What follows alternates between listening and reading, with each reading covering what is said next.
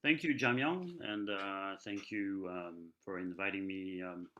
Thank you to the Shanshuk Institute for letting me give this talk about astrology. Obviously, my subject of predilection.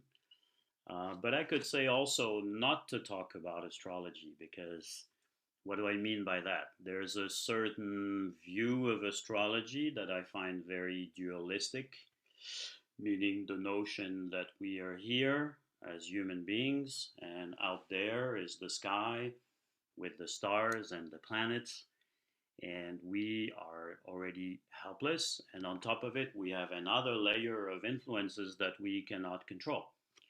Now, for those of you who are students or have known Chögyal Namkhay Norbu, my teacher, he spent his entire life spreading the knowledge of Dzogchen all across the planet, which means the non-dual path of great perfection, where it's all about integration. In fact, Rinpoche used to say that samsara is made of limitations. So why would I be here giving you more limitations and telling you that on top of all the things that you can't control, well, folks, there's another layer of stuff that is falling on your head that you can't control. Now, that wouldn't make any sense. And Rinpoche himself was very connected to the Kalachakra because he traveled to Austria when His Holiness the Dalai Lama was giving the Kalachakra empowerment. And towards the end of his life, he gave to his students the transmission of the Kalachakra Terma from his teacher, Rigzin Changchuk Dorje, who attained the rainbow body. So we're not talking of a dualistic system, but I think there is a dualistic view of astrology. I'm not a scholar, so it's not my work tonight to go into the details of history, and um, it's not my expertise. What we're trying to do tonight, and why I chose Kalachakra and Vedic astrologies, is because they offer a totally different view of what astrology is about. And in a nutshell, it's a knowledge of the correspondence between our energy body and the energy body of the universe, with the added possibility, which comes with the Kala Chakra, that we can have tools to change the energy, not just on the inside, but affect the outside. So, this was already the view of the older system, Vedic astrology. Vedic astrology is in Sanskrit is called Jyotish, the science of light. So basically, the Vedas see everything as light. The five elements, the Pancha Mahabhutas, are nothing but concrete or solidified light. And the notion that comes in the Vedas is that the human being is a sum of layers. There are four shariras or koshas, kind of like, Russian puppets. We have a physical body. Interestingly, in Sanskrit, it's called the body of food, Anamaya kosha, the layer of food. Okay, so obviously the other science that comes from the Vedas that deals with life and food is Ayurveda. Michelle Schultz will be giving presentation soon about Ayurvedic nutrition, which is an integral part of the Vedas also. But on top of this food physical layer, you have an energetic layer, which might have sounded kind of mysterious 50 years ago, but nowadays everybody goes to see an acupuncturist or an energy worker, and we're familiar with this. Now, on top of this, you have a third layer, the mental body, which we're all familiar with the mental body. We'll go to see a shrink, right? I mean, at least some of us. And then on top of this, we have the last layer, the astral body, the notion that we have inside of us the 9 planets, not out there, but in here. When Vedic astrology already speaks about the planets, we're not so much talking about planets millions of kilometers away. What can we do about that? And how could that have an influence on me? Somebody once did an experiment of measuring the gravitational field of Jupiter, the largest planet in the solar system, at the time of your birth, compared to the gravitational field of the doctor who assisted your mother in giving you birth. Now, the gravitational field of the doctor is 300,000 times larger than the gravitational field of Jupiter. So, how could something so tiny have an influence? In that sense, scientists would be very well founded to think that astrology is cow's manure. Because where is it coming from? Is it like a decoder? Is it a 5G? Where is the influence coming from? So in Vedic astrology, this has been known for a long time that we have the planets inside of us. In fact, we have the 9 lights. When we talk about science of light, we have the 9 lights inside of us, the 9 planets, the 7 planets of the solar system, plus the 2 points of the eclipse, which I think are known as the nodes of the moon in Western astrology, which represent things that are big deal in India, Kundalini and karma. But you could say that the whole of astrology is karma. In the West now, I see sometimes people talking about karmic astrology. So karmic astrology to a Jyotishi sounds like hot fire or wet water, because astrology is all about karma. In fact, in the Vedas, the light of the planets are the carriers of karma. Planets don't create karma. But how could karma come to us if there wasn't a relay? So the positions of the planets at the time of your birth, when you come out of your mother's womb and you take your first breath, breath is karma.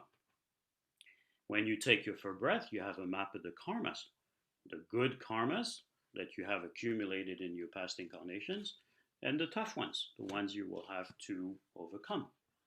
So there's always been this notion of a correspondence between the universe, the cosmos, and the human body. We find this in very early thought. In fact, there is even a representation of this called the Sharira, or the Purusha, the cosmic being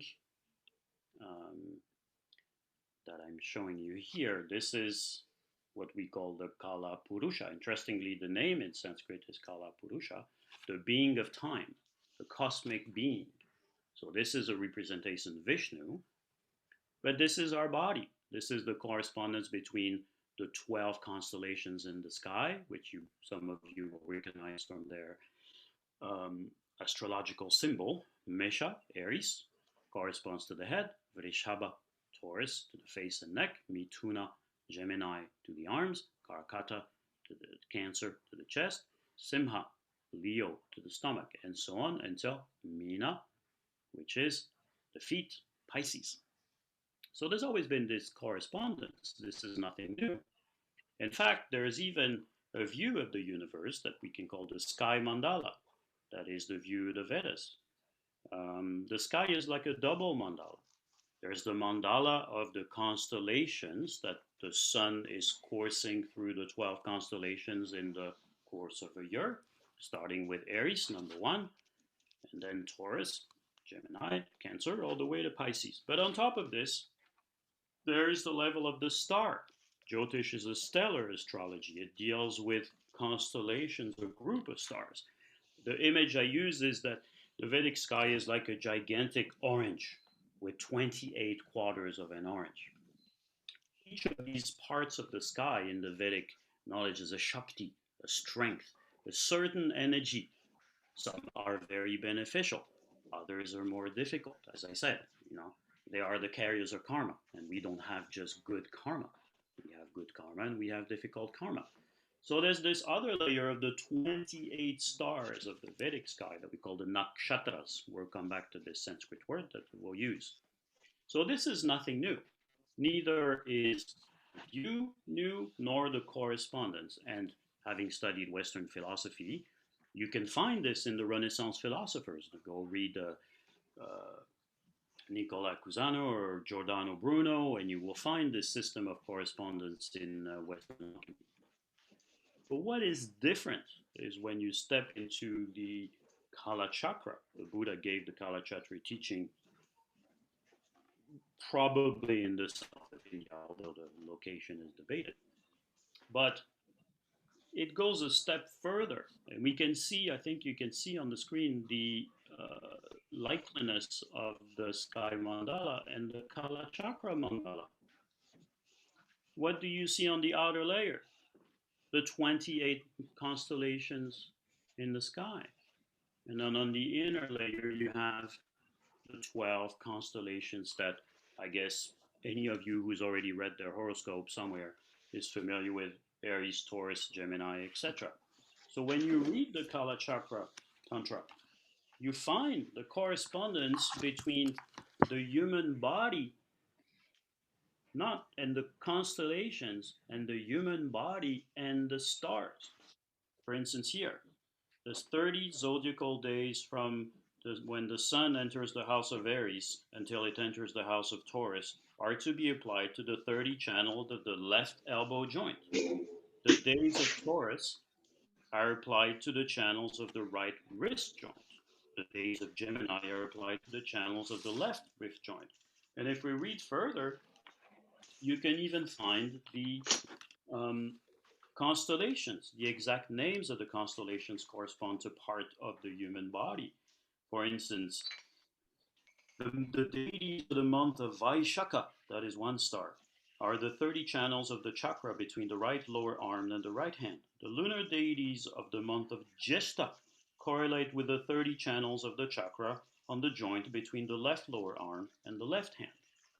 So it's fascinating to think that we go to the level where the entire sky is reintegrated in the body of the yogi, of the practitioner. There was already this notion in Ayurveda of the nakshatra sharira, which means the constellations and the stars have a place in our body. We find the same thought. In fact, this is connected to what is called in Ayurveda as marma points, the ancestors of acupuncture points. Now, of course, the Chinese would disagree with this and tell you that they invented the points and not the Indians, but whatever. Marma points are the points that link the energy, the body, and the consciousness. And here you have a map of the correspondence between the 28 stars and points in the energy system. So, as I said, this is not new, what the Buddha taught. But the level that is new is when we go to the notion that not only there's a correspondence, but there's a possibility of mastering those energies, mastering the inside and mastering the outside. So those of you who are students of Nobu Rinpoche maybe know this book that Rinpoche about Tibetan astrology. So of course I'll go into the correspondence with the Tibetan astrology, but there's a very good introduction by Rita Marialetti in this book, and I'm going to read from it. In the Kalachakra Tantra, one of the greatest expressions of Buddhist thought, 3 different time cycles are presented: external, internal, and alternative. The external cycles deal with the movement of the planets and the star in the sky. The internal cycle deals with the cycles of energy and breathing in the human body, which are parallel to those in the external world, that is, to the cosmic cycles. The alternative cycle consists of various meditational practice of the system of divinities in the Kalachakra. These have the purpose of achieving control over the other 2 cycles, the internal and external cycles being linked to individual and collective impulses of energy and karma. Here one attempts to purify oneself so as not to be dominated by the influence of the internal and external situations, in order to be able to realize one's potential fully for the benefit of all beings. So you see, this notion is a revolution at the time of when the Buddha taught this in India.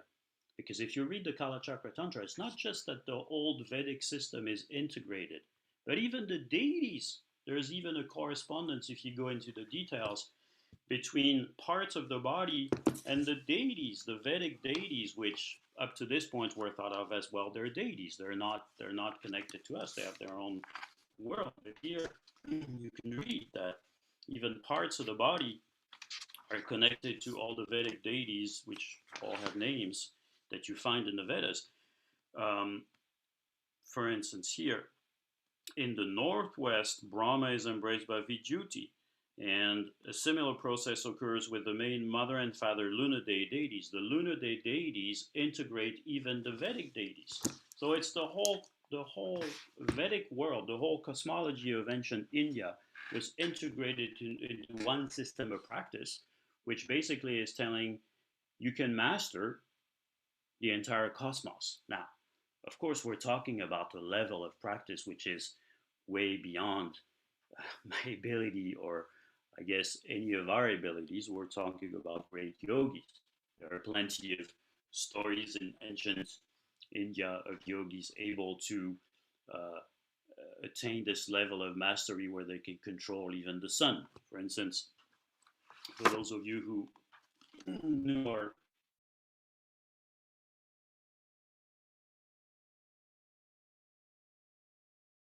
okay, am I on? Zoom, yeah, Zoom was telling me that was the sound was up. Okay, everything's okay. Yeah. Okay. So if some of you have read the stories of the 84 Mahasiddhas, the Mahasiddhas, those great yogis, were able, through the control of the internal energies, to control, for instance, the course of the sun. There's a famous story of the yogi Virupa, the Mahasiddha Virupa. Um, Virupa, arriving at the city of Kanashata, Virupa entered the tavern to drink beer. The woman of the tavern served him a plate of rice and a cup of beer. He was so happy for what had been offered to him that he continued to eat and drink for 2 days and one night, stopping the sun from setting. Who is performing such a miracle? Said the king of the place. The goddess of the sun appeared to him in a dream and told him, a yogin has given me a pledge of payment to a seller of wine. So the king and his subject went to the tavern to pay off Virupa's debt, owed for 1,000,000 glasses of wine. In the meantime, the yogin had disappeared. So at the level of the core of the Kalachakra, we're talking about the level of practice where maybe for a human being it is possible to step into a total control of prana, karma, and energy. But here, this talk was meant to give you, practical tools. So we're not stepping on the level of being able to slow down the course of the sun so you can have a longer happy hour. We're talking about the possibility of understanding how energy, time, and karma, wheel of time, science of light, and astrology is science of karma. So we're talking about the possibility of understanding how this plays inside of us. So if we go back to the Kalachakra mandala, the classical representations, maybe some of you have seen the sand mandala made by the Buddhist monks, which is a beautiful experience, as they reproduce it without a plan, without a map. They just do it from memory, and then they create it on a mandala with with the colored sand. So we can see the three levels um, in the Buddhist thought. Human being is made of three bodies: body, speech, and mind, or body, prana, and mind. So the mandala is structured in the body level, the prana or energy level, the mind level, and then what is called in the Tantra the fortress. Fortress means the union of emptiness and wisdom, or the nature of mind. And we'll come back to these notions when we get to the actual remedies, or the practical tools. So we have these three layers. And then what we have a mandala. A mandala is a representation of space. So a mandala has to do with the directions. It's a directional mandala, first of all, where the direction of space, we live in space, are each connected to a planet, a constellation, and certain stars. In the east is the sun, right? The sun rises in the east. In the west is Venus. Venus is romantic. As one of my Jyotish teacher once said, do you ever see people taking romantic pictures of a romantic sunrise? No, it's a romantic sunset. Because Venus, the planets of love, is in the west. And then we have all of the planets, the 8 planets. Mars is in the southeast, Jupiter in the south, Mercury is in the southwest, Venus in the west, Saturn is in the northwest, the moon is in the north. The north is cold, the night is cold, and Rahu, the node of the moon, is in the uh, northeast. Ketu, the other node of the moon, doesn't have a place. He's invisible, and he represents what is not material and doesn't even have a space. Now, because we have a limited amount of time, what I want to show you with examples so that you understand. What is fascinating is how, at the time that the Buddha taught the Kalachakra Tantra, this was totally new. And this was, I told you, it was kind of shaking up the whole Vedic worldview, and you could think that it would have been rejected. In fact, what happened is, as you know, Buddhism practically disappeared from India with history, and the knowledge of the Kalachakra Tantra and the knowledge of Tantra in general moved to the north, to the land of Tibet, and also to other Asian countries. But somehow, the knowledge of the energy body and of time and space and energy that was contained in the Kalachakra Tantra was fertilized into the Vedic astrology.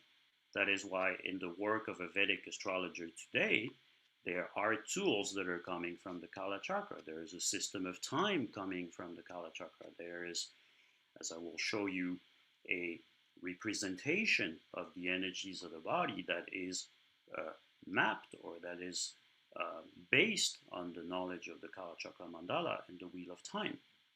How does it work? Let's get down to the practical side. As I told you, we have positive karma and we have negative karma. So directions, or directions of energies, can correspond with different experiences. What do we have? We have in the 8 directions energies that can bring certain experiences, certain karma. East is power. The sun, and in general the direction of east, is power. So planets, stars, parts of your energy that are connected with this direction in the mandala will give you power. Southeast, Mars, Agni, the fire, gives, I don't like this translation, prosperity. It's not material prosperity.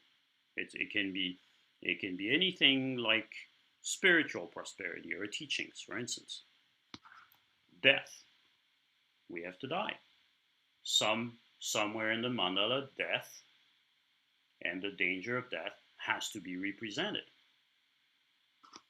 Curses, another very strange word that is very used in India, but really Niriti means the goddess of destruction. We could say destructive influences, things that maybe will not give you death, but that will bring chaos and destruction in your life. Suffering, wandering, money, blessings.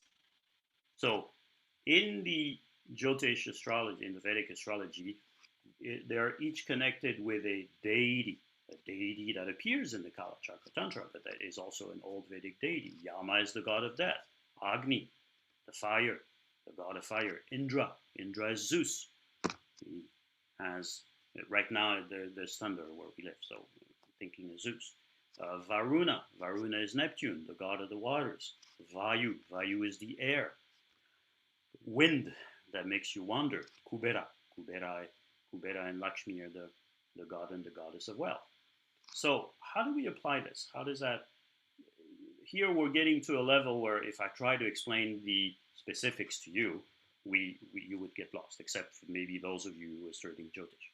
But each of your planets are mapped, and each of your stars are mapped into this directional mandala of energy.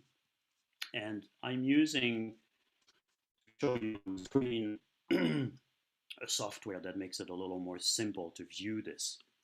So here we have a simplified mandala that represents the same directions that I showed you with the same correspondences of energy. Now, okay, we're talking about the Kalachakra, so I'm taking an example. Who's the king of Kalachakra? His Holiness the Dalai Lama. This is the Kalachakra of the master of the Kalachakra. This is the representation on the Kalachakra mandala of the planets and the planetary energies of His Holiness. So what do we see here? We see Mars in the direction of death. We see Rahu in the direction of suffering. And as I told you, the greatest use of the Kalachakra system has been to give birth to a timing system, a timing of the entirety of the incarnation of a being. You have planetary periods. Planets are like taking turns driving the train of your life. If some of you have traveled in a bus in India, well, first of all, it's long drives, and they're so long that they have to change the driver. So it's the same with your life. Periodically, the driver is changing. A certain energy will take the lead for a certain time and will give you the experiences that it has in store. Now remember, the planet is not creating it. It's just carrying your karmas. Right? You can't say, oh, the planet is mean with me and bringing me suffering. Not anymore that you could say, it's the fault of the mailman if you have a speeding ticket. You did it. He's just bringing it. He's just bringing the karma. So when we look at the timing of His Holiness, what do we see? Based on what I showed you, we know that Mars and Rahu are going to bring suffering. When is Mars coming in? Right here, 1957, and then 1957, 8, and 9. Mars Rahu even worse. That's the arrival of the Chinese. There's the invasion of Tibet, and the king of Tibet is forced to go wandering into another country. Fortunately for him, Jupiter, a great friend, will protect him as soon as he is in India. So, you see? That's one thing that you can see clearly, the correspondence between the directions of energy and what happens in the timing of life of a person. I can give you some examples. Where are the blessings in his life? Mercury. What's the name of Mercury in Sanskrit? Buddha. Buddha represents the power of Mercury. So we see the protection of the Buddha in his life. Let's take maybe more the direction of power. Albert Einstein.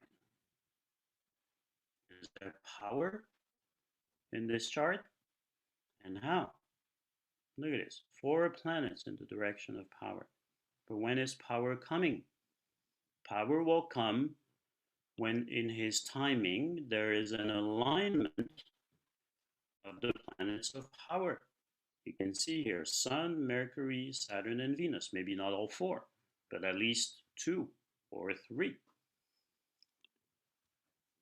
Let's look here. Sun period, Venus subperiod, and Mercury subperiod. Sun, Venus, Mercury. What happens here? Nobel Prize of Physics. Is that power? For some reason, it was given to him in 1922, but it was awarded to him in 1921 when there was an alignment of power in his life. For those of you who are students of Rinpoche, let's look at his Kalachakra. Very fascinating. Of course, we're talking about great beings. Chogel Namkei Norbu, what do we see? Saturn in the direction of death. I had the privilege of translating the webcast for Rinpoche for several years into French. So many times he told the story of his own teacher, saying that he had a certain amount of years and he had twice a prediction. Now remember, his teacher attained the rainbow body. We're not talking of just any being. He gave him a prediction that somewhere around 94 to 96, that was the end of his life expectancy. And he had a second great Lama or yogi confirm the same amount. And what do we find here? The end of Saturn period is here. Saturn will bring death. If he doesn't bring it in the beginning, that means that the person should not go beyond the period of Saturn. Now, you all know he passed away in 2018. So how does that happen? We look at the Kalachakra, Venus in the direction of blessings, the Dakini. Rinpoche extended his life through the Mandala practice that he received in Maratika in dreams. And it worked so well. Are we talking about great beings? That he was able to cross, he said it in the teachings, that he was able to extend his life for periods of 7 years. It should have been a very bad period of Saturn in 2010, 2013. That's when he fell ill in Brazil, some of you remember. He didn't. Went beyond the Kalachakra indications. Eventually, Saturn caught up in 2018, October. You see? So, but this works for perfectly ordinary beings too, and lazy meditators. So that's my chart. Let's look at my Kalachakra. What's in the direction of blessing? The moon and Venus. Now, in my natal chart, Venus is in Aquarius, constellation of Saturn. So Saturn-Venus will bring great blessings. When does Saturn-Venus start? July of 2000. End of July 2000. I met Shogyanam Kainobu in August of 2000. So we could go on with infinite examples of how this system is very precise, very fascinating. And it gives a correlation between light, time, karma, and prana. In the Kalachakra teachings, there are two levels where we have this. We have two chakras that are connected with the Kalachakra. The Manipura, the third chakra, that's the outer manifestation. As I said, if some of you are able to stop the course of the sun so you can have a longer happy hour, bravo. But of course, this level of being able to actually control death, control the outer manifestation like these beings are able to, that's beyond my presentation today. Now there's another level, which is at the heart level, where the prana resides, where in the Kalachakra Tantra there is a very precise knowledge of the circulation of the prana in what we call the Ashtapadma, which is the 8 petals of the heart chakra. Okay, bringing up the slides again, sorry. So here's the heart mandala. Now this is not a representation so much of direction or time, it's a representation of prana and how prana circulates in the petal of the heart chakra according to different direction. How do we apply this? This is going to give us a time mandala. Now remember, here we're talking about the daily time. The daily time is based on a correspondence between our measure of time and what happens in our prana at the heart. So now we have a new mandala. What happens here? So this is based on the notion of 6 a.m. being sunrise. Now, of course, with daylight savings and changes in the seasons, you need to adapt the knowledge. The beginning of the day is sunrise. So here we have a perfect day where the sun rises at 6. We have 8 planets, and we have 12 hours of day. 12 hours divided by 8 is 90 minutes. So we come to a kala. This time a kala will mean a unit of time. So this unit of time is a 90-minute unit. So we divide the day in 90 minutes, each connected to a planet and an energy. So this is the map for Sunday. On Sunday, the first hour and a half is connected to the sun from 6 to 7:30. Then From 7:30 to 9 is Jupiter time. From 9 to 10:30 is Mercury. From 10:30 to 12 is Venus. From 12 to 1:30 is Saturn. From 1:30 to 3 is the Moon. And from 3 to 4:30 is Rahu, etc. So you see, we have a map of time. And each day has its timing. Each day has a wheel of time, a Kalachakra of the day. Some of you might want to take a screenshot of this because this is your wheel of time. For all of us, this is our wheel of time. Now, you can see that here. Let's take Monday as an example. On Monday, who's rising in the east? Not the sun, but the moon. So the first hour of a day is always ruled by the planet ruling the day. This is easier for French or Italians because in our language, lundi, la lune. Okay, you have Monday, it works. But Tuesday already and Mars are not connected, whereas in Spanish is martedi and in French is mardi. Okay, so let's take the moon as an example. If I could turn it here, on the day of the moon, what happens? The first hour is the moon. That means the second hour is Rahu. The third is the sun. You see, you have it all here. You don't need to try to memorize it. It's all the same order. But what changes is that the first hour of the day is ruled by, the first 90 minutes of a day is ruled by the planet of the day.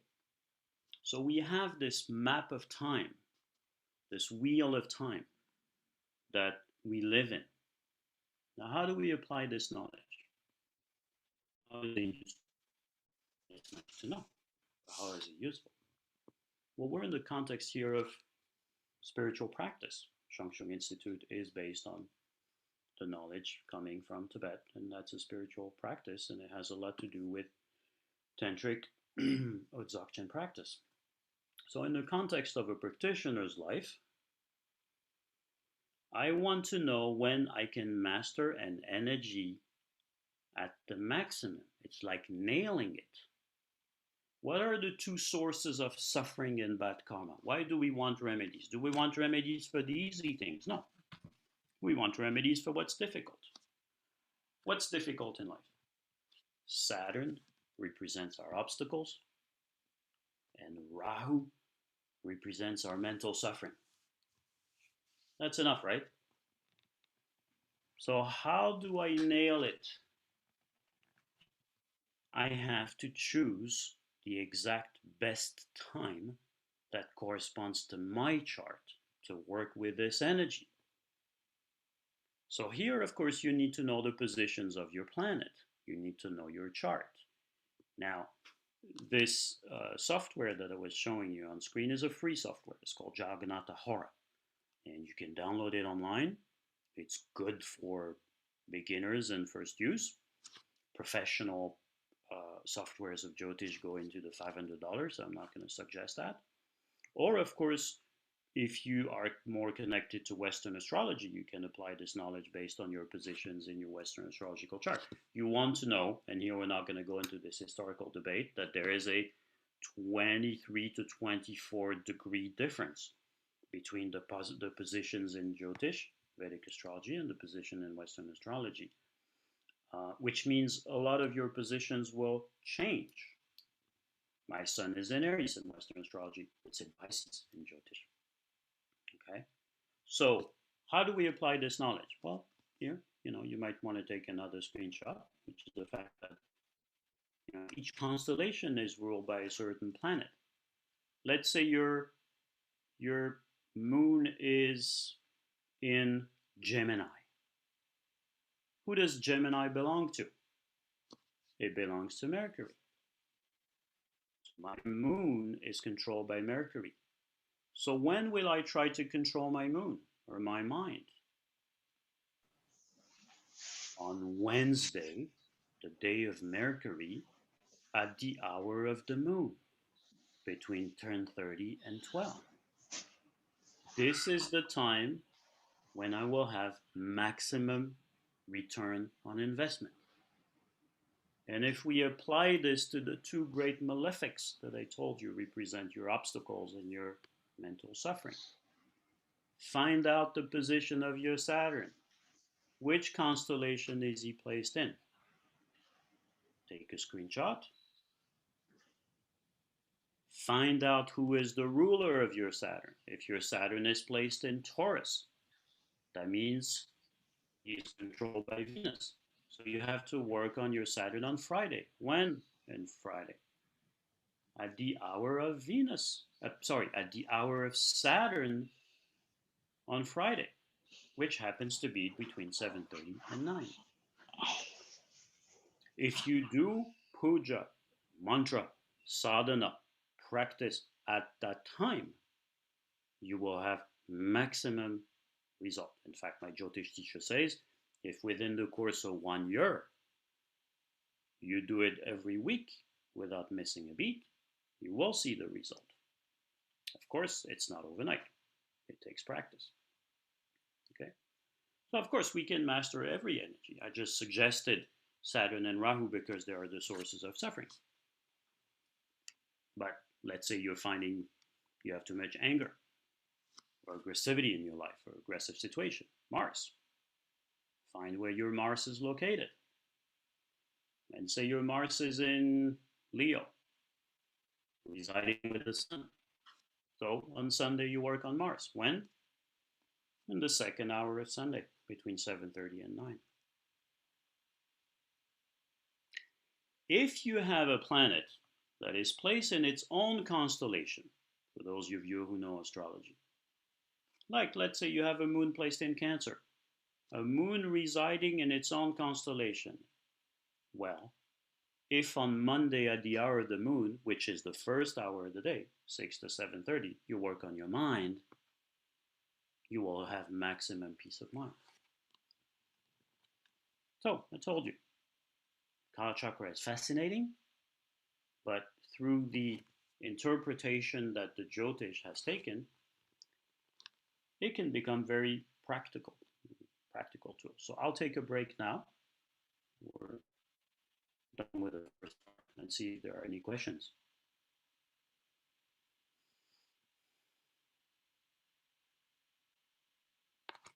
Maybe questions in the chat, I don't know.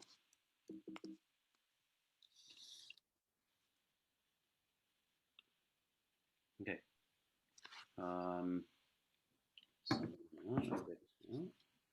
Okay.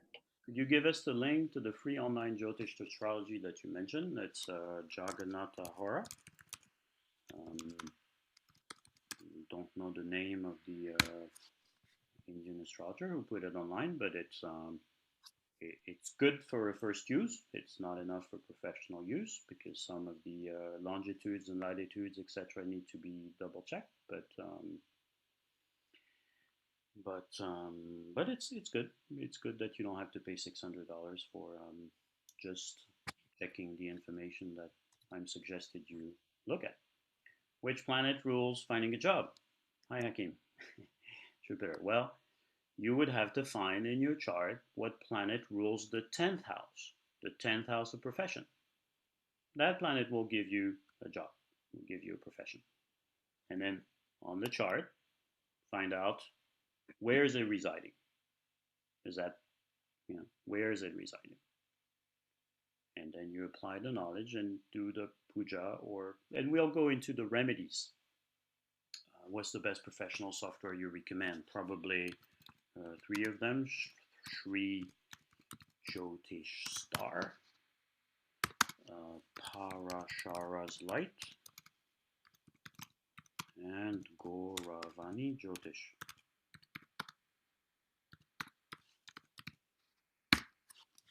These are the most used. Is there a direction between, it corresponds with the direction of the 5 Buddha families and the Kalachakra? Excellent question.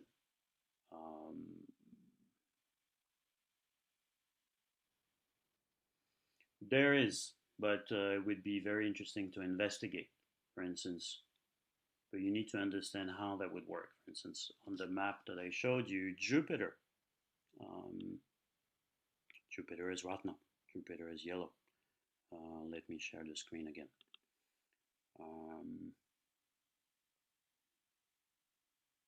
Sorry for the small delay.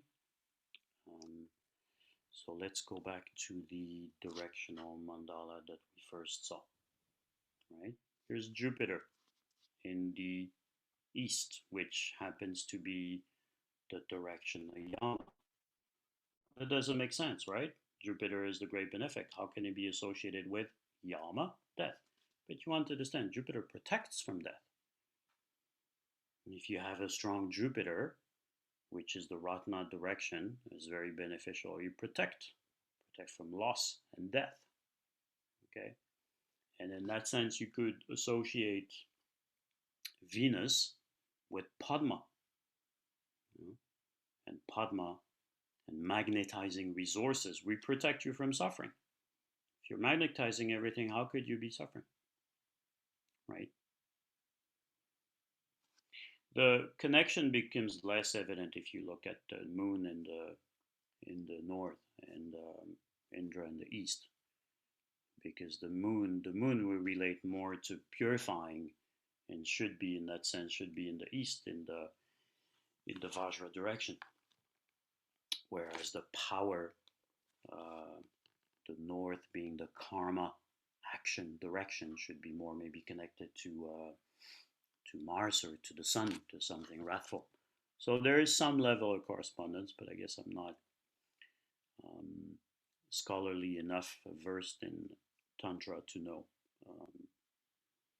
if there is an exact correspondence or not. I've heard, as long as it doesn't put much credit in astrology, yet he's Kalachakra master, there's a reason behind this.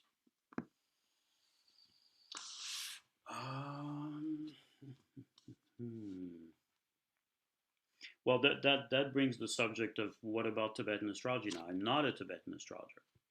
And Tibetan astrologer is somehow a mix between the Chinese 5-element, 12 animals system, the Yangtze and the Kartzi, and there is the element that is coming from India. But I would say, as I said in the beginning, maybe because His Holiness is aware of how astrology can become a system of limitations. If you interpret this information as, well, I can't do this because it's not the right time, and you become paralyzed because you think that only when it's the right time you are allowed to do something, then I would be really very disappointed that I even gave this talk. I think Rinpoche, no Rinpoche once said that the same line as Zona, that if you put too much weight onto this, you might not be able to go to the toilet without consulting your horoscope, right? So there's always a danger of seeing it as a limitation rather as a way to control your energies. If you can't practice at the time that is the best time, well then do what you can. Would perfect timing arise naturally in us, for example, just not feeling right about something? Well, I should have said maybe in the timing that the hour of Rahu is the 1 hour when you don't want to do anything important. That is the chaotic hour. That is the destruction hour. You sign your lease on Rahu hour, good luck. You buy a car at that time, good luck. Yeah. So yeah, there is such a thing as a time in the day where you want to avoid, but that's the best time to stay home and practice. Would you mind repeating what you said regarding Saturn in Taurus? So if you have Saturn in Taurus, Taurus belongs to Venus. Venus day is Friday. And you can go on the table and find the Saturn hour. The Saturn hour on Friday is when you will practice on Saturn and try to master that energy. I grew up in India where it was indicated to us to respect Rahu Kala. So by respect, what do you mean? Be aware or have fear? Yeah, victory. there's good and there's bad. Yeah, aware. Because, for instance, another thing, if we had time to talk about Vedic astrology in detail, there is the period of Saturn, the time when Saturn crosses over your moon. This period only happens every 30 years. And if you say the name in India, Sade Sati, people will run away. Because there's a fear that that is the time indeed where some difficult karmas that you have accumulated might come to you. I have Saturn in Taurus. Very good. Then, as I told you, I'm saying maybe if you were to just extract two things out of the table, choose the time, find out your Saturn time for your obstacles and your Rahu time for your mental suffering. How are we doing on time, Jamyang? We're fine, time-wise. We're fine. We're fine. Yeah. Okay. So, time to move on. So, thanks. So, if we move on, I wanted to give you things, as I said, that are practical and that don't require having your chart read by a Jyotish or a Tibetan astrologer for that matter, and things that you can find in the knowledge of energy, little jewels that you can go fish out by yourself, or maybe with the help of a simple program, and that can be very useful. So, Jyotish being the science of light, I call this the sources of light that you can find by yourself. There are 4 sources of light: source of energy and technique for knowing your energy and managing your energy that you can find easily. Your day of birth. It's not difficult to find if you were born on a Tuesday or a Wednesday. Just look at a calendar, right? That is very important. Now remember, the Kalachakra mandala is based on body, prana, mind, and the fortress, the innermost part of the being. So I've tried to outline 4 things that corresponds to these 4 levels and that are very profound knowledge about your energy body. The day of birth, that relates to Agni, to the life force, to the body level. The planet that controls your day of birth is a planet of vitality. You need to take care of it if you want to heal. If you're feeling tired, if you have a burnout. So again, you can apply the table that I gave you. Let's say I was born on a Tuesday. Where is my Mars?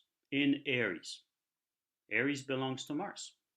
So the first hour of the day of Tuesday, between 6 and 7:30, that's when I can feed my Mars. And there are lots of things. We'll look at what remedies look like. Okay? So day of birth is very interesting. Easy to find. Tithi. Remember, I read this. This is in the Kalachakra Tantra. What's a Tithi? It's your lunar day of birth. You were born on a certain lunar day, the lunar cycles. The 15 days of the waxing moon and the 15 days of the waning moon. Number 15 is the full moon. Number 30 is the new moon. Find out what was the lunar day on the day of your birth. As a matter of fact, your real birthday is not your birthday. As one of my teachers would say, the day, if you only count the number, let's say you were born on August 15, that's a number. That corresponds to the position of the sun. You were born in August. But where's the moon? The sun is the father. In order to be born, you have to have the moon, which is the mother. So the real birthday is when the same position of the sun and the moon reappear in the sky, which is not your birthday. It changes every year. You have to find the lunar day. Now, the moon relates to the energy level. The moon is a master of prana and how prana circulates in the body. So that is more what we call the tithi. This will influence your personality, People born on the new moon have a certain way of spending their energy that is totally different from people born on a full moon. So the Tithi relates to how you spend your energy, and it mostly relates in terms of elements to water. Moon is water. What is water connected to? Relationship. It's not just how you spend your energy, it's how you relate to others. It's how you spend your energies. Do you spend your energy in excess, or do you spend it well? So that day, the Tithi, which occurs every month, and then the same Tithi as your birth occurs once a year, that's a perfect time of purification of your energy. That's a time to purify your energy.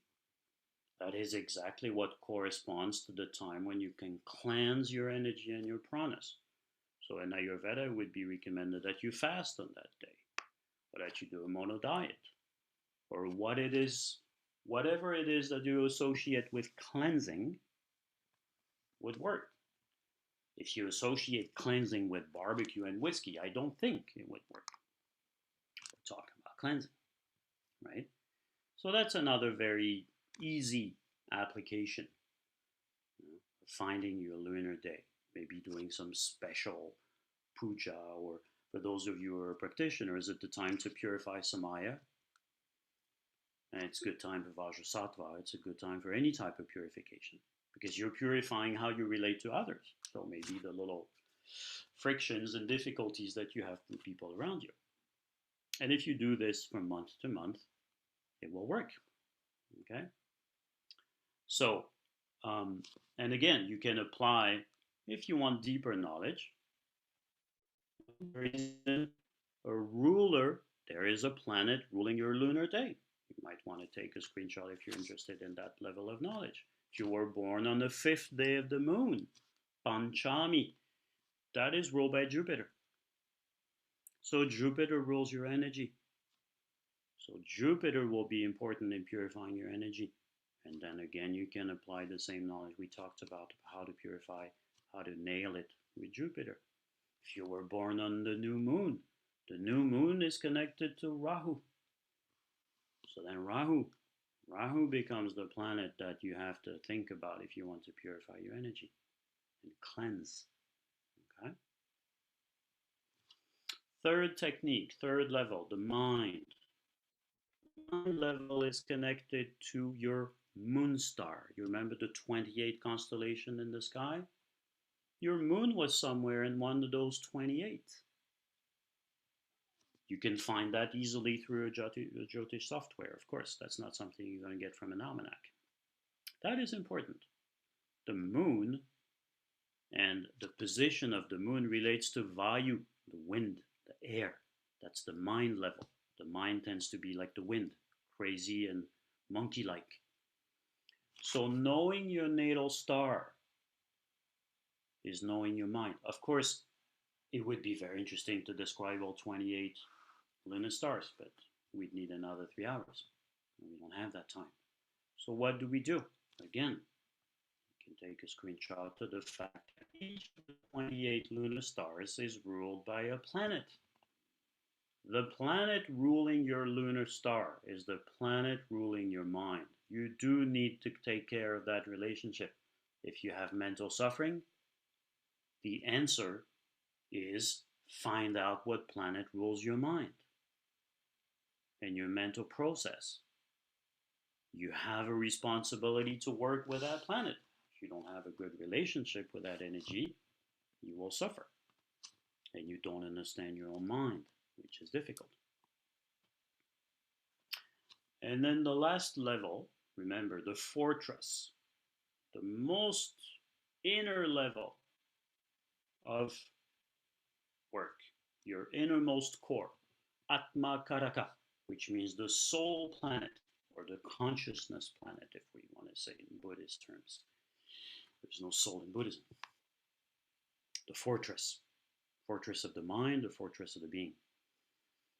That, I guess, you can calculate it also if you know your Western astrology or with any astrology software. You need to know the degrees of your planet.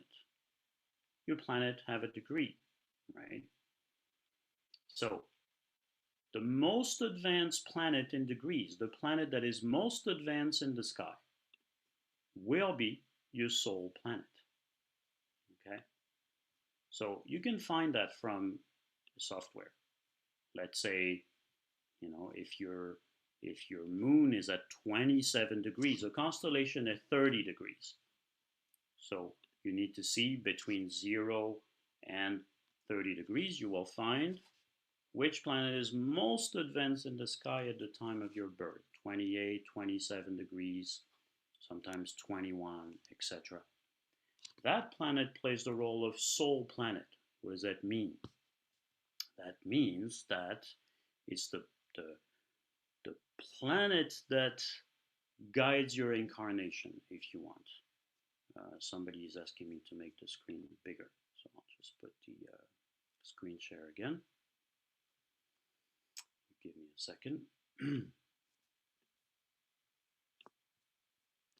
Okay, can you see well? Okay, so Atmakaraka, soul planet, easy to find.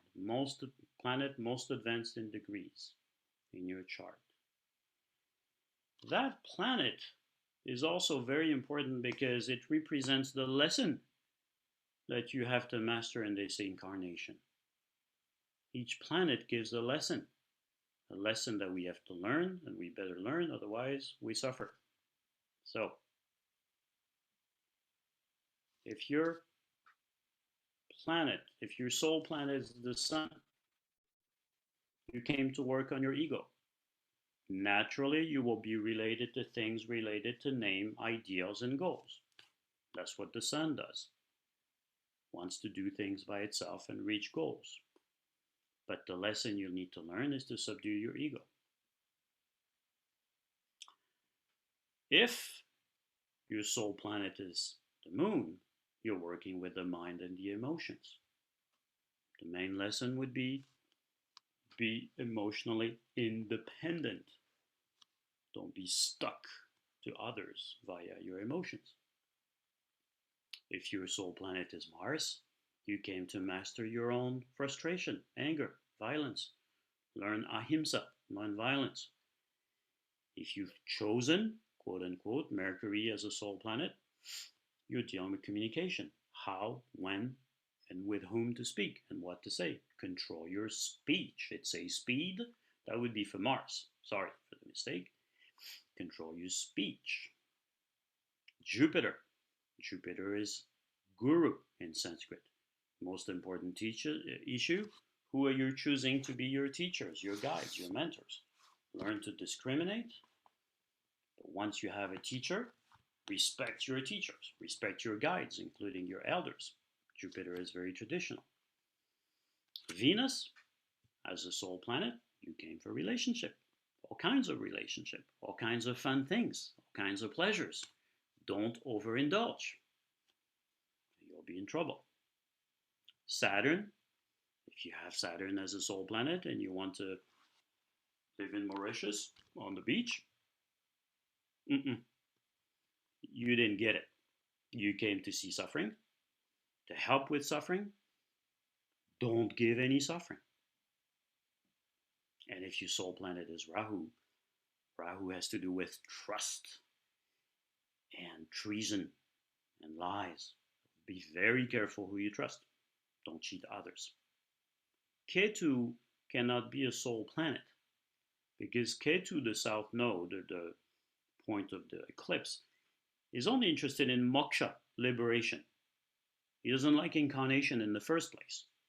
Ketu only wants to take you to do retreat, ashrams, and get out of the cycle of rebirth and suffering. So he cannot take that role.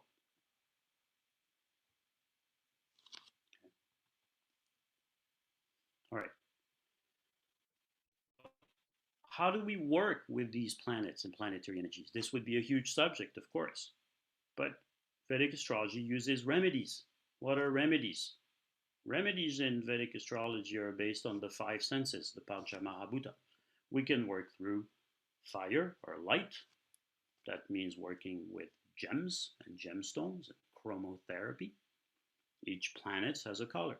A planet has a color, a planet has a gemstone or gemstones that relate to it. I won't go into detail here because gemstones are risky. They bring all the energies that are connected to a planet. So I'm sorry to say, but if in order to apply gemstone as a remedy, you need to consult with an astrologer. So I'm not going to go into detail. Mantra is the easiest, so I'll go into detail. Working with sound. Space. The science of space is one of the science of the Vedas. Vastu Shastra, the Vedic Feng Shui. Again, goes way beyond my knowledge and the purpose of this talk. Form. Yantras, mandalas. We just showed the Kalachakra mandala, but there is a science of applying yantras. Either you gaze at a yantra or you apply yantras in your home to connect with the energies. Action, karma yoga or dana, donation. Each planet relates to certain human beings or even certain animals. You want to strengthen your Saturn? Help old people, sick people, poor people. You want to have some Jupiter energy in your life? Give to children. Jupiter relates to children from 0 to 12. You have a problem with violence? Go spend some time with violent teenagers. Great. But if you can't do that, just give money to a charity that will do the work for you. It's always better if you involve yourself, but do what you can. So again, it would go way beyond this talk and would be here all night if I was to detail this. So I've mostly focused on giving you correspondence through mantras. Now on the subject of mantras. Tantric mantras need transmission. Anything to do with Tantra, if you want to have the power, you need to receive the transmission. I'm not a lama. I'm not a angel. I can't give you transmission. But in the Vedic system, and people are free to disagree with me, there are some mantras that are called prasiddha. There are siddha mantras. Siddha mantras need a transmission. You need a guru and you need an initiation. But prasiddha mantras are stable. Pra means sit stable. The power is already there. If you get a transmission from a lineage holder, great. That's added benefit. But you can still use it. So for instance, the planetary mantras. I've only given you not the Vedic mantras, which are longer, but the shorter mantras. The shorter mantras are easy to use. Sun Om Sum Suryaya Namaha. Moon Om Cham Chandraya Namaha. Mars Om Kum Kujaya Namaha. Om Bum Buddhaya. It's missing a D. It's Bum Buddhaya Namaha. And by the way, it's not Namaha. It's Nama. It's the Visarga. It's a inspire H. I shouldn't be saying Namaha. It's Namaha. You see? But it's not getting into details. Jupiter. Om Brim Brihaspataye Nama. Venus. Om Shum Shukraya. There are some mistakes here. I'm really sorry about that. Shukraya. Shukra. Shukra means white. Saturn. Om Sham Shanaye Nama. Rahu. Om Ram Rahave. Ketu. Om Kem Ketave. Or you can work with seed syllables. Seed syllables are based on the notion that certain sounds in Sanskrit or in Tibetan or sacred languages relate to parts of our body. And so those of you who are familiar in the Dzogchen community or other Dzogchen practices of the Semzin, this is like a Semzin with sound, right? Ram or Hrim relates to the sun. There is one famous person whose only spiritual practice was repeating Ram. That's all he did. No puja, no sadhana, no temples, nothing, just Ram. That's Mahatma Gandhi. With the power of Ram, he brought to its knees the British Empire. Not bad for just a syllable. So it's powerful. Syllables of the moon, Shreem, the great mantra of the goddess. A clean, which is like cleaning, purifying. Or Sum. Sum is very calming. It's the syllable of the sleep. The moon relates to sleep. Mars, Ram, or Krim, which is a wrathful mantra for purifying wrathful things. Mercury relates to Aim. Aim is in the throat. Jupiter's stream. Stream is connected to Tara, Jupiter's wife.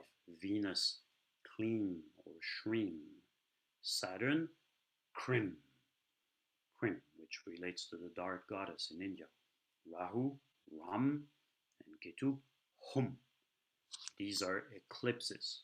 They bring doubt and confusion. So when you are under the power of Rahu and Ketu, Ram and Hum. And just to finish, of course, I try to give you, now of course, I'm not giving you the mantras. These are tantric mantras, and even for some of the Hindu deities, you need to receive transmission. But just going into the correspondence, okay? And this is my interpretation, because there is no such thing as a book telling you which deity in Hindu or Hindu Tantra corresponds to which in Vajrayana. This is my own experience and research. So if we go into the classical deities for the sun, in the Hindu world, it's Garuda, Rama, or some forms of Shiva. In the Hindu Tantra is based on the Mahavidyas, the 10 goddesses. So those of you who are familiar with the Hindu Tantra, you're working with the goddess, the Shakti of the universe, the 10 Shaktis. The 10 Shaktis pacify all the energies. Matangi. In Vajrayana, who is solar? Guru Rinpoche. One of the names of Guru Rinpoche, Nima Öse, like the rays of the sun. There's also a deity that Namkhai Nobu Rinpoche transmitted very often, Özer Chenma, one of the forms of Tara, she who is like the ray of the sun. Garuda, the eagle, is a solar symbol that is present in all the Himalayan cultures. The moon. Moon in Hindu deity is connected to Saraswati, goddess of the moon, or Krishna. The Mahavidya Bhuvaneshwari. And in Vajrayana, the moon relates to purification, so Vajrasattva, or the white goddess, white Tara. Mars, Hanuman, god of strength. Bagalamukhi, or in Vajrayana, the red, wrathful forms of deities that are flaming and red, like Hayagriva, Guru Drakpo, Guru Drakpur, or all of the wrathful male yidams, red. Mars is red. Mercury. Vishnu. Vishnu is Mercury, or Lakshmi. I could have written Lakshmi also. Tripura Sundari is the goddess of the Hindu Tantra that relates to Mercury. And then the Sanskrit name for Mercury is Buddha with one D. And then the Buddha is the unfolding of Mercury. And then green Tara. Mercury is green. So she masters the air and the movement of Mercury. Jupiter. Jupiter's name is Guru. So then if you have received the Guru mantra, that's your mantra for Jupiter. Or Dakshinamurti, Shiva as a teacher. In the Hindu Tantra, it's Tara. And the Vajrayana is Manjushri, the god of knowledge. Venus relates to Lakshmi. Kamala, it's interesting to think that right now the Vice President of the United States bears the name of the tantric name for Venus. So I hope this will bring some peace and beauty to the world, like Venus knows how to do. And in Vajrayana, the goddess, in the form of Mandarava, Yeshesogya, is connected to Venus, or the god of compassion, Chenrezi, Avalokiteshvara, the heart chakra. Saturn. Saturn's ruler, the boss of Saturn is Shiva. Or the boss in feminine form is Kali. In the Vajrayana, one of the names of Saturn is Mahakala. So Mahakala, the protector, is the master of Saturn, in the sense of Mahakala will clear away the obstacles and Saturn brings the obstacles. Vajrapani masters all the za in the Tibetan astrology, the planetary influences. And in general, Saturn being blue and dark, all the dark practices, the dark yidams, or trauma nagmo, which is in Sanskrit Krodi Kali, relates to the energy of Saturn. We will master it. Rahu is mastered by Durga, the powerful, fierce goddess, or Chinamasta in the tantric form. And here, the equivalence that, this is not coming just from me, but from discussions with Tibetologists and practitioners and people who, for instance, in the Valley of Nepal, in Nepal is one place where the Hindu thought and the Buddhist thought have merged. The Nawars are both Hindu and Buddhist. So Simamukha, the lion-headed goddess, or Ekajati, or Rahula. For those of you who are students of Namkhai Rinpoche, the protector Rahula, master of Rahu. Rahula, masters Rahu. Ketu is connected to Ganesh, Ganapati. The tantric goddess is Dhumavati. And then Ketu is connected to Nagas. So in Vajrayana, Vajrapani masters the Naga influence, or Palden Lamo as a protector, or the tantric Buddhist form of Ganesh, which is the Ganapati, usually red Rakta Ganapati. So I hope I didn't go too fast on all these things, but these are very wide subjects, okay? But at least you have some practical tools to master the energy, to understand your energy. So I'll stop there, and hopefully we have time for questions. We open on time. We still can take questions.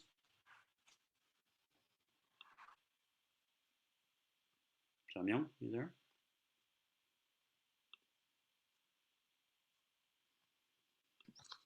Okay. I see the question in the chat. I think there are a couple questions in the chat, in fact. Okay. Is one able, as an expert astrologer, detect in the chart the loss of la? Very good question. Or black magic inflicted malady. So there are two different things. Yeah, there are indicators. For instance, the gulika. Gulika represents the harm that was done to you. Now, where this indicator is placed, where in the chart, which planet is afflicted by the gulika, will represent the harm that is directed towards you or your family or your ancestors. Sometimes it's been directed at your ancestors, but you as a descendant will receive the energy. Okay, so that's possible, and usually these things like black magic or evil eye or ancestral curses, they're real. They will bring the loss of energy. In general, if you're speaking about your question about the loss of La, Rahu wants something. Where Rahu is, he will want to grab something from you, from your life. The Sanskrit name for planet is Graha. Graha is the root of the word grasping, grip. So that energy wants to grab something from you. Periods of Rahu, you need to be very careful that someone or something is not going to grab you. It could be a partner, it could be a business associate, it could be somebody that you have old karma with and that is coming back into your life to grab something. What is the medium of interaction between the individual and the universe? You mentioned the gravitational field being so weak. My question referred to modern science, also Vedic and Kalachakra can either posited. Okay, I'm trying to take the question in because I told you like the gravitational field is impossible. And it's not that one is acting on the other. It's that there are two sides of the same coin. They're perfectly correlated, like a mechanism that is both outer and inner. So I'm not sure why would we need to bring in some kind of system of some kind of ray or radiation. As I said, the name, what does a planet do? The influence of a planet in Vedic astrology will change your gunas, will change your 5 elements, will change the equilibrium of your mind. Saturn is tamas. So when a period of Saturn starts, your mind becomes tamasic. Is it doing it? No, it's awakening a tamasic potential inside of you. Whereas if you go through a Mars period, you will have Rajas, or Venus will bring desire. So it's not like it's acting in the sense of throwing something at you like a vibration, just awakening. And as I said, graha means that it grasps your mind. So the whole point of Vedic astrologers having developed remedies is that, well, nobody can grab me. I can decide that some influence is going to play in my life, like if I have a Jupiter period, a guru, a mentor can come into my life. Why would I resist that? Unless it's a crook, of course. But the whole purpose of the remedies is to that you're not grabbed here like having some kind of jellyfish on top of your head. This is sometimes how they describe Rahu. That it just grabs your mind. And if I had time to give you examples, at the beginning of the great period of Rahu, people do crazy things. Beyond crazy. They say it themselves. They turn around 3 or 4 years later and then they literally say, I don't know what grabbed me. I don't understand even why I married this person. It's beyond me. But for the 2, 3 years that I was under this influence, I did it. Or I became a monk. I've seen that. And then 3 years later, wondering, but what? What stung me? The snake. Rahu and Ketu is the snake. You can get bit by the snake.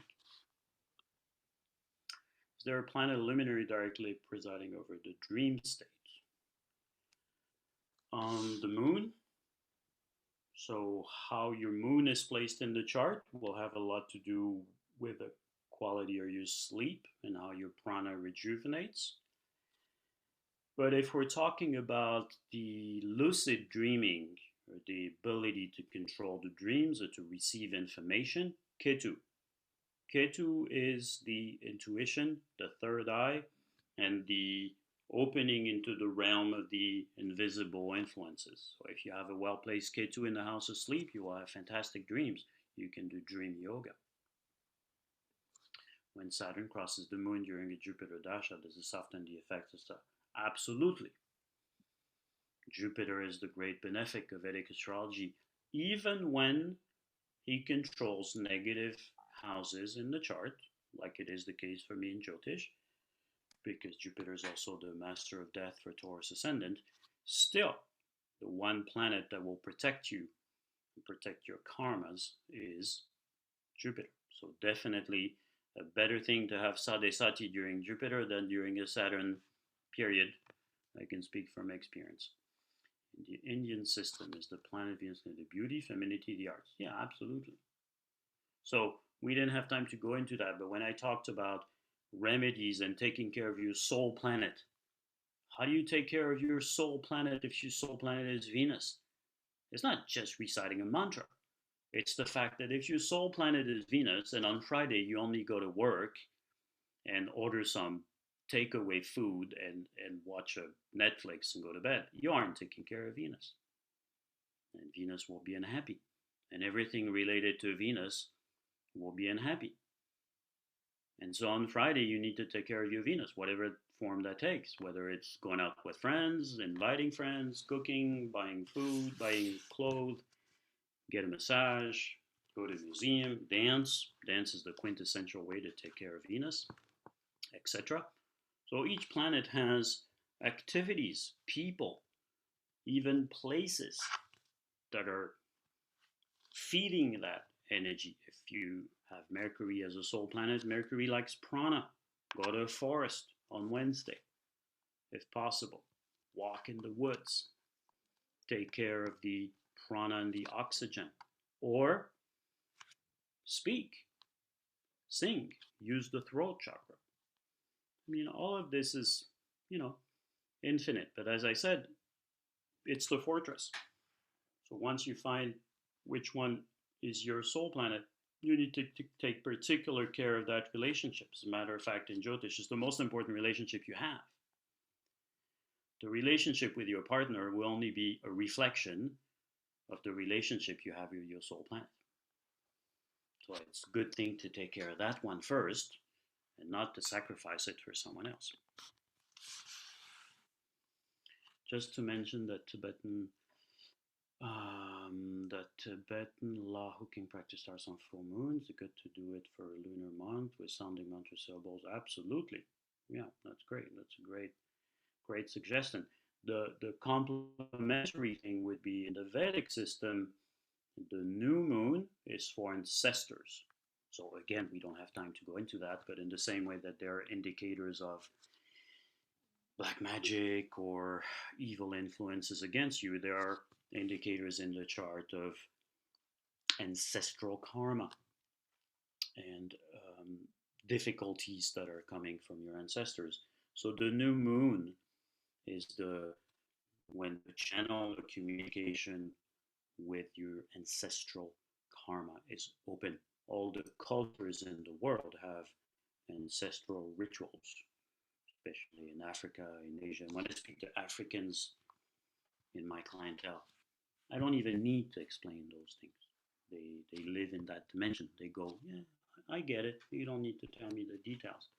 When I speak to Westerners, of course, for most of us today in modern day Europe, the notion of doing something with people we haven't met, that are in the past and are not visible, is not very comfortable to most of us. But, I'm talking to people who are here, aware and open. Do you teach astrology classes online in general? Yes, but only in French. I'm here in a country where Vedic astrology is practically unknown, whereas in the English-speaking world, there's beautiful trainings. You can look at the videos online by, I believe, the greatest astrologer at the moment, who's really bringing a lot of new prana, Pandit Sanjay Rath, who's giving knowledge that was previously hidden in India. And he's trained a generation of great astrologers and bringing all this wonderful knowledge. Yes, but it's true that the bridge between the Vajrayana world and the Vedic system is, in general, I mean, not enough people, I believe, in Vajrayana recognize that, well, for one thing, the Buddha is born in India. And I once sort of clapped in a teaching here in France in the Dordogne. The Lama said, well, there was a medicine at the time of India, and Buddha had an Ayurvedic doctor called Jivaka. In the same way, the idea for this class, and when I first mentioned it to Jamyang, was that I noticed that a Tibetan Lama who teaches from the Jonangpa lineage of Kalachakra has his students study Jyotish, Vedic astrology, not Tibetan astrology. So I'm extremely respectful of Tibetan astrology. I've had at least one amazing reading with a Tibetan astrologer. But yes, it's true that there's not enough awareness of how much of Vajrayana comes from the Indian source. And I agree that, I don't know many people who have a foot in both worlds. Okay.